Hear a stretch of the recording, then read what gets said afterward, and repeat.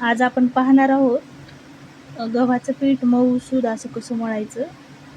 पीठसुद्धा मऊ आलं पाहिजे आणि पोळ्यासुद्धा मऊ आल्या पाहिजे. यासाठी आपल्याला पीठ असं छान मळून घ्यायचं.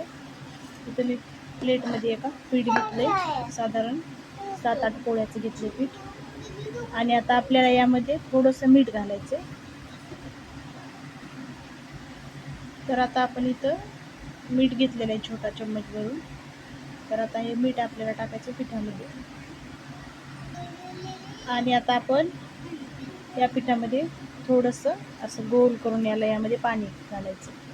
म्हणजे हे गोल यामुळं करायचं की पाणी जास्त पांगत नाही सगळीकडे प्लेटमध्ये.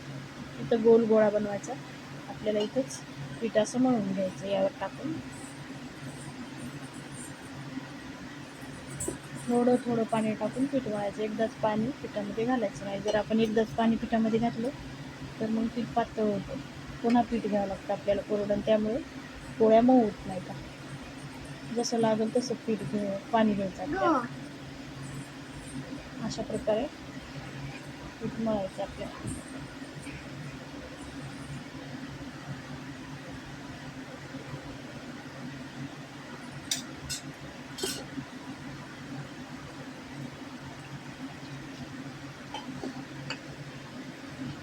आता हे आपण असं बाजूचं पीठ सुद्धा यामध्ये घेणार आहोत.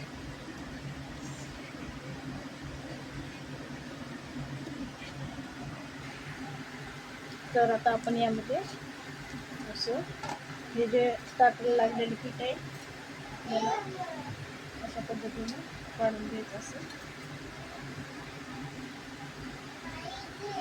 किंवा एखाद्या चम्मचच्या उलथण्याच्या मदतीने पण सुद्धा आपण काढू शकतो.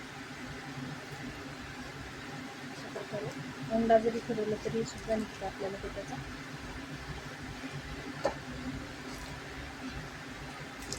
आता आपण दोन्ही हातांनी याला चांगलं असं मळून घ्यायचं.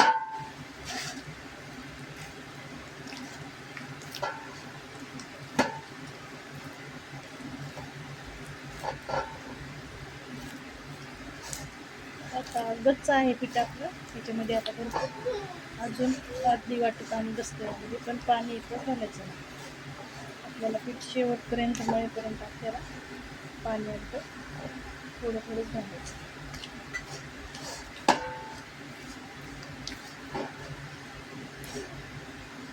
आपण इथं गव्हाचं हे पीठ पोळ्यांसाठी असं मळून घेतलेलं आहे. आणि ताट पहा किती आपण ताटाला जे पीठ लागलं होतं ते थोडं थोडं थोडं पाणी टाकून असं आपण या पिठामध्ये सगळं घेतलेलं आहे. आणि ताटसुद्धा किती स्वच्छ झाले पहा, धुतल्यासारखं.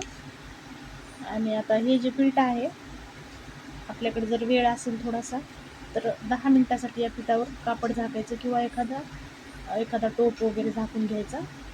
आणि 10 मिनटानंतर पोळ्या करते वेळेला आपल्याला पुन्हा एकदा असं या पिठाला थोडंसं हलक्या हाताला असं एकजीव करायचं आणि नंतर पोळ्या लाटा घ्यायच्या. त्यामुळे काय होतं, पोळ्या खूप मऊ होतात.